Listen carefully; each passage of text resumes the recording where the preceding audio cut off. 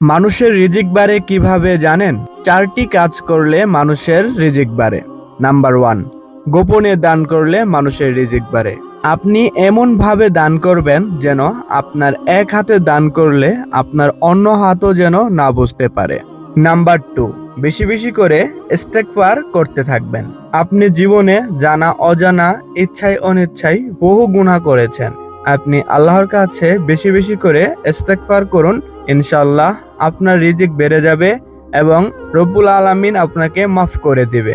Number 3, ফরজ নামাজগুলো আপনি যতটা সম্ভব জামাতের সাথে শরীক হয়ে আদায় করার চেষ্টা করবেন। ফরজ নামাজগুলো আপনি বাসায় না পড়ে মসজিদে এসে জামাতের সাথে আদায় করার চেষ্টা করুন, দেখবেন জাদুর মতো আপনার রিজিক বেড়ে যাবে।